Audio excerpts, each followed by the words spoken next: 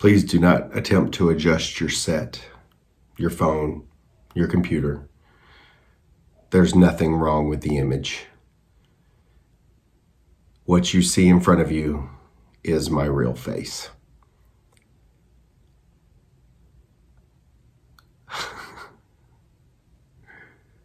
You gotta laugh at it, right? I was told that I couldn't do any other videos, like no videos, until I did a video that explained my face, which is quite an odd request. Like, you have to explain your face before you can do any other videos. So here I am to explain my face. My face looks like this because, as you all know, I have a second job. I normally refer to it as Skynet. And at Skynet, I'm required to wear a half-face respirator mask now, and I couldn't wear that with the full beard on because the beard was sticking at the bottom and it was kind of just pointing off and doing its own thing, and it didn't really seal. So I had to shave my face, and, well, I refused to shave my entire face because, well, I'm not a fan of how that looks. So I decided to go with this because, well, it's goofy. It's different. And I've already been told that I look like Doc Holliday from Tombstone, and I've already been told that I look like Inigo Montoya from The Princess Bride. So pretty much I have to walk around making quotes from those two movies constantly. Hey, how's it going, FCOG youth? Welcome to another night of Message. I'm Randy, if you didn't know. And I'm here to let you know we are still requesting you to send videos. Keep sending those. We really love to see them. We love to see how you guys are doing. We love the funny videos. Just send us what is life like in your house during this quarantine. We really appreciate everything that you do to help this happen. And please don't stop sending those videos. If you've got any ideas, go ahead and shoot those out to us too. Tonight, what we'll be doing is Meredith and I will be sharing with you some videos from the vault. So we're going to open up some old videos that we have taken of you guys through things that you have done. So some trips that we've taken in the past year and stuff. And we're going to share that with everybody. And that'll be our fellowship for tonight. We hope that you enjoy the message. And don't forget to hook up with your small group leaders at 7:15 after the message so that you can Zoom and have your small groups. God bless and stay safe.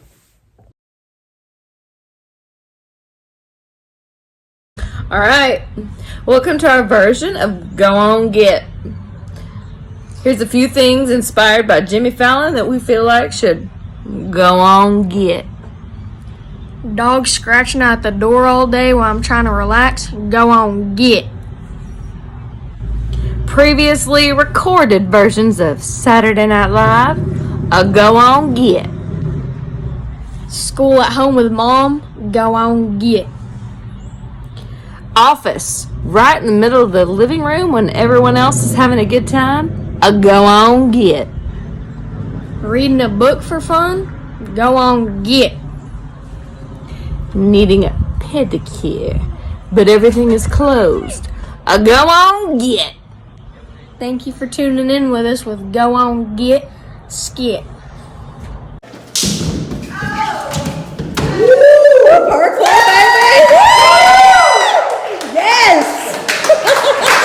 What do you think? It went decent. Could have gone a little bit smoother because the kids were wild, but it is what it is. We are the Lost Girls out in Dorco, usually hanging out with Meredith and...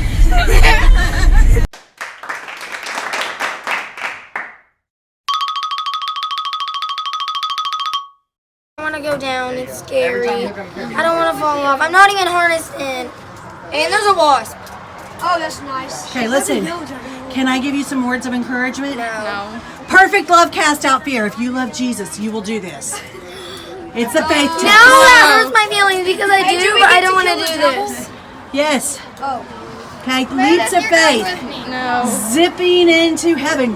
My word, that wasp. Okay. I did the one at up here. It's way more scary. Yeah, it's pretty Well, this is taller, and it's like. You want to lengthen them all the way out? You can set. Good job, Ian. Good job. Those legs. Meredith, look. You got this. Tell me whenever you're ready. Over. You got one down. 3 more to go. Where is it? He doesn't have it. It's up there. Hey, I think I might do it.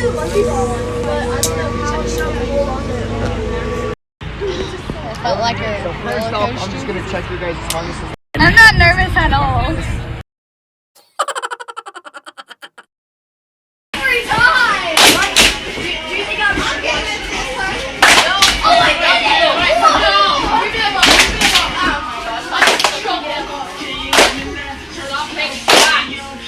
I like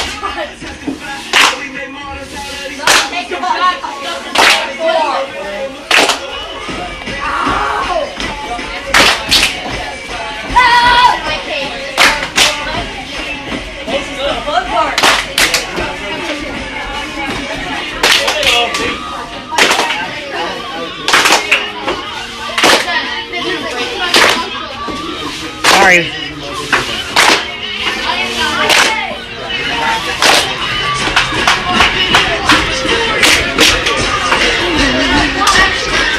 Why aren't you dancing?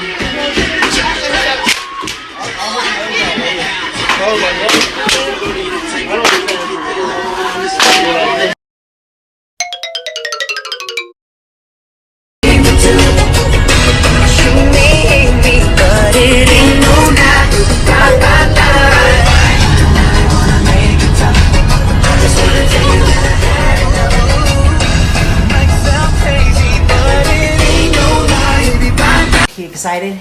I'm excited. I'm kind of scared, but it'll be fun, I think.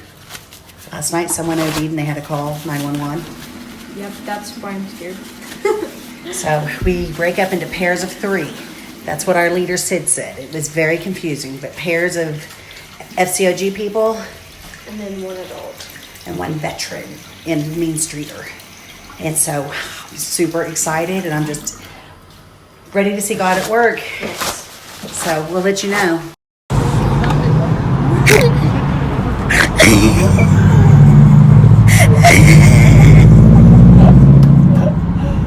It works! See, Ethan, now it's our turn. You gotta give me a pump. Stop calling it a pump.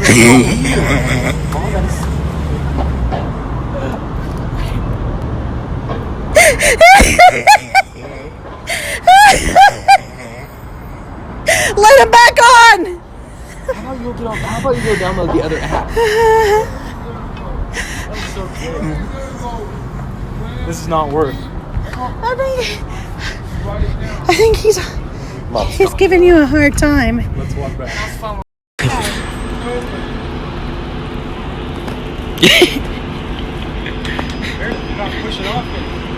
You gotta push off hard. Oh my god.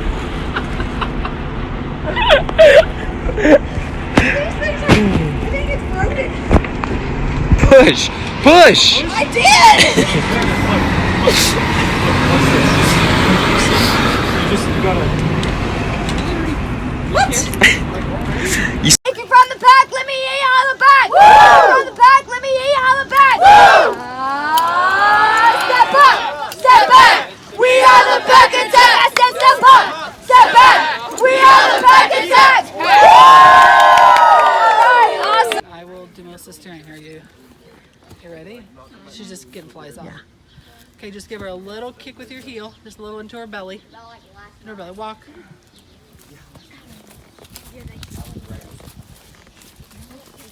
Okay, you're gonna say walk. You're gonna give her a little nudge. There we go.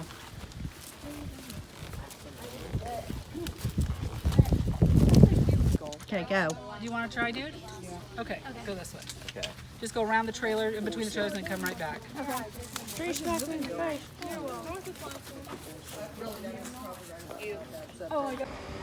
I got this tattoo because it reminds me that I killed Jesus for my sins. Yeah, tats for Jesus. We do have a really special message next week during Holy Week. Meredith and I will be coming to you from the Cross on the Prairie. So don't miss out. And also, if you missed Sunday's sermon, we encourage you to check in on our app, on the FCOG app, or on the website. Please check out Pastor Andrew's message. It was so incredibly powerful, and I think it was beneficial for everyone to hear. And if you're wondering when those are, 10 o'clock on Facebook Live, on the FCOG app, or on the FCOG website. That's when you can track down and find our Sunday sermons. So don't miss out on those. God bless and have a great day. Okay, y'all, seriously, like I had a ton of videos I wanted to add. So every week I'm just going to have to keep adding from the vault. So all those times you guys got mad and were like, Meredith, don't video everything. This is why, for such a time as this, the Lord has prepared me. So anyway, next time I try to video, you better just go along because you don't know when that video is going to pop back up. And I can't wait till we're all back together again. I don't know about you guys, but this is really a huge bummer. But anyway, let's go ahead and jump in the lesson. You guys heard from Randy, okay? Next week's going to be very special. Try to get the elements for the communion, for the Lord's Supper. I mean, even just crackers and grape juice or whatever. I mean, it doesn't, grape Kool-Aid, I don't care. But just something as a symbol of your commitment, like I think it'd be very special, especially if you can get your family involved. How fab would that be? But here we go. One of my very favorite things about Easter, I mean, other than those crazy pictures from last week, was that it's different from any other holiday. In fact, I'm going to throw something out there that might blow your mind, but just go with me on it. When you really think about it, Easter is just Halloween in reverse. We wear nice clothes instead of scary clothes, and instead of dressing up and going out to get candy, instead we have like a big giant Easter bunny that comes while you're sleeping. Okay, that is kind of scary and leaves you candy, but hey, you know, whatever. So Easter is definitely different from the other holidays, but it's still awesome. All of the festivities, the egg hunts, and the fluffy animals, and the pastel colors, and the pictures, and the videos. Okay, you guys know I love the pictures. But it's a lighthearted, happy holiday, you know, when we celebrate it like the pagans. Okay, just kidding, we're all pagans. But can we be real for a second? We know we're supposed to be excited about Easter and happy about Easter, but it doesn't always feel like a lighthearted, happy holiday when we talk about it at church, does it? After we get past the candy and the fancy clothes and the egg hunts, we learn about the details that surround the original Easter story. It's about a cross, murder, blood, torture, death, sin, and a grave. Yeah, we talk about some pretty dark stuff. And then we close out and say, Happy Easter! See you next week! Which can sort of make you wonder, is this really a happy holiday? Last week, we began talking about the reality of Easter and why we consider it a holiday and a time to celebrate. And one of the reasons many people feel it's worth celebrating is it's part of God's forgiving us for our sins. Like, that's huge, obviously. Basically, thousands of years ago, God went to great lengths to rescue us from the power of sin. He sent his one and only son, Jesus, to earth. Jesus lived a perfect life. And at the end, he was murdered on a Roman torture instrument called a cross. He died, not because of his sin. He was perfect, remember? But because of us, because of everybody's sin. So that whole story is pretty tough to hear. Jesus' suffering on the cross is a picture of just how devastating sin can be. His death showed us not only his love for us, but his power over sin and death. And that's why Easter is a good thing. And maybe for you, just the word sin is kind of a weird churchy whatever, not a fun term that clashes with the whole Easter idea, or maybe you're not even clear on what that word means. After all, lots of people disagree about what it is to sin, what isn't, and why it even matters. So for today, let's agree on this. When we say sin, What we mean is anything less than what God's best for us. Well, things like lying, cheating, stealing, hating, not seeing ourselves or others the way God does. All of that is sin. But can we just stop for a second and consider how it all got to this point? Like, actually, before we do that, let's get real. Is sin that big of a deal? I mean, murder? Sure, yeah, okay. That's really bad. But cheating on a test or stealing or using someone's Netflix password, is all that sin really a big deal? Like, die on the cross, kind of a big deal. Doesn't that just seem a little bit extreme? Okay, so remember Paul. We talked about Paul last week. And he was the author of most of the books and the letters in the New Testament. And in a letter that he wrote to Christians in ancient Rome, he talked about the effects of sin. Romans 6:23, he says, "For the wages of sin is death." Well, that isn't exactly like the happy Easter vibe that we're looking for, is it? But it does show us why God seems to care so much about our sin. Sin is a big deal to God. Sin is a big deal to God because it brings death. Okay, I get it.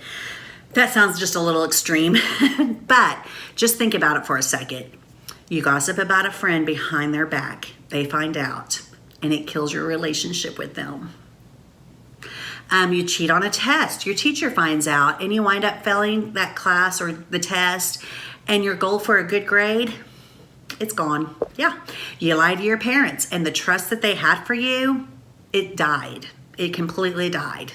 And that's just part of the punishment. That's just the consequences. Or you have a casual sexual encounter, and it feels like part of the way you value yourself or the way others value you dies in that process. Sin always brings death to something. A friendship, a dream, a relationship, your self-worth, your health, or any of the things you value most. God says to stay away. Sorry, I keep doing this, but God says he says to stay away from that stuff.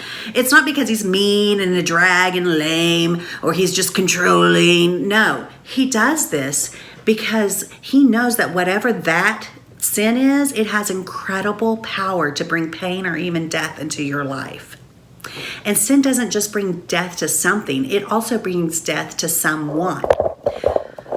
If we are constantly wrapped up in our own lives and in our own direction, our heads just really self-absorbed, then we start to feel distant from God.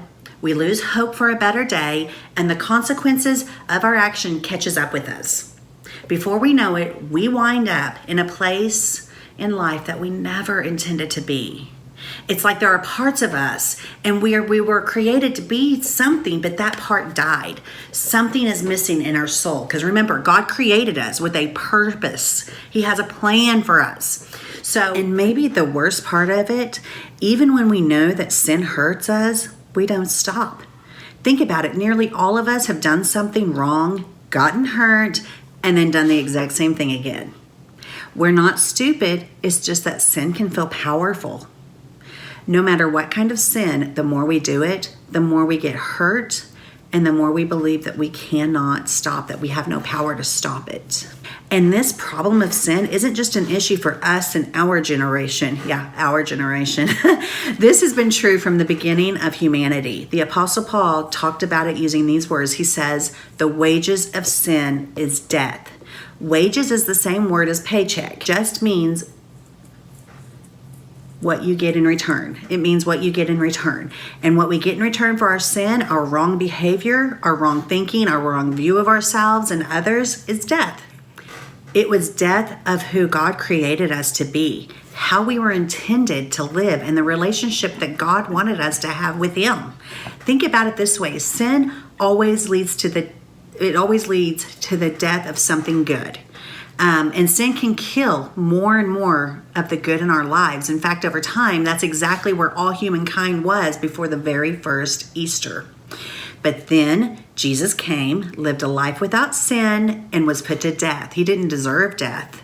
He had no sin, but he willingly took the wages that we earned and the death that we earned. So take a look at how Paul finishes his statement. He says, "For the wages of sin is death, but the free gift of God is eternal life. Again, that's Romans 6:23. This is what makes Easter so happy. All this talk of blood and suffering and the cross isn't the end of the story. The Easter story isn't about death, it's about life. Yes, Jesus did die because of sin. And his death shows us how sin can physically and spiritually kill us. But the more important part is he didn't stay dead. 3 days after people took him off of a Roman cross, laid his dead body in a sealed tomb, Jesus got up fully alive. He wasn't a ghost. He wasn't a spirit. He was the resurrected, once literally dead, but now literally alive Jesus. In that moment, Jesus proved everything he ever said about himself, about God, about us, and about how much he loves us. What we couldn't do for ourselves, he did for us. He broke the power of sin.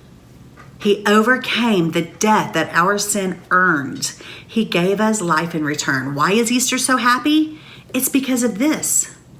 Easter means new life is possible.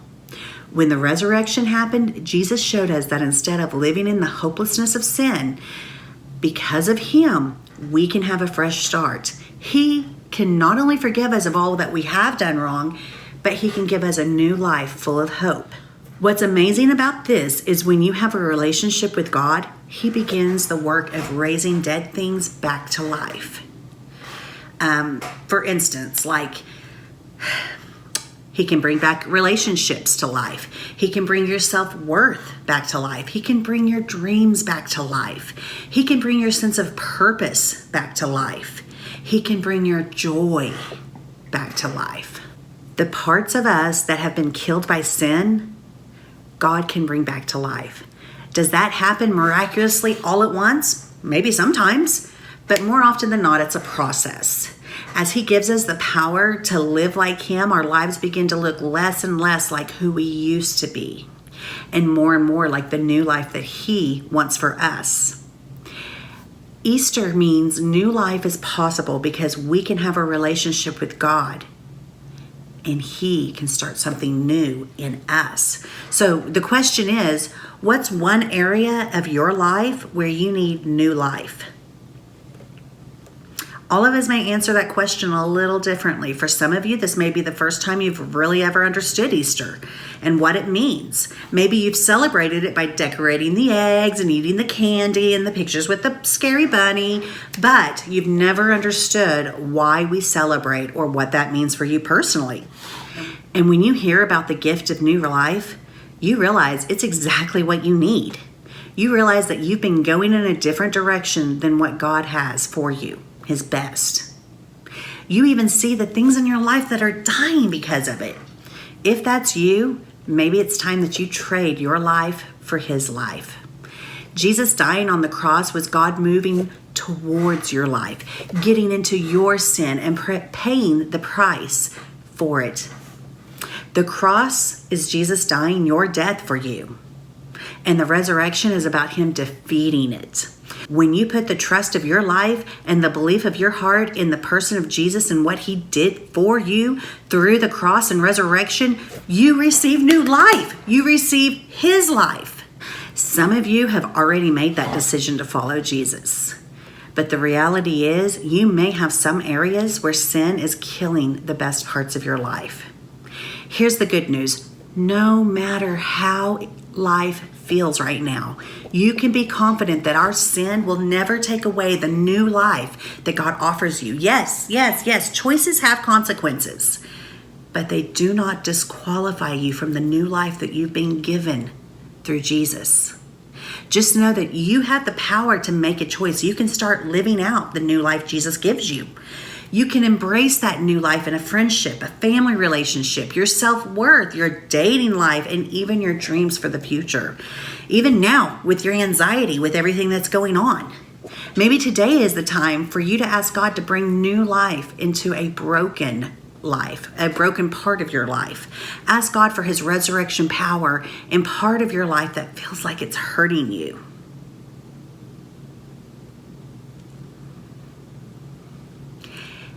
If there are any decisions that you guys made tonight, if someone out there made a decision, I encourage and invite you to share it with someone. Just like any other big decisions in life, the decision to follow Jesus is one you probably need to talk it through with a leader, a parent, a trusted friend. Plus, it's great for people to be able to celebrate that new life with you. It's happening in you. Like, we want to have that faith celebration with you. Imagine if this was your story. This Easter, you began a new life. Everything that sounds impossible, imagine if it is possible. Your relationships would get healthier. Your regrets would no longer consume you. Your mistakes would no longer define you. Your worst moments would be covered by His incredible love. You would begin to experience the life God created you to live out. How different might your life feel? The truth is, new life is possible, and that's why we say Happy Easter.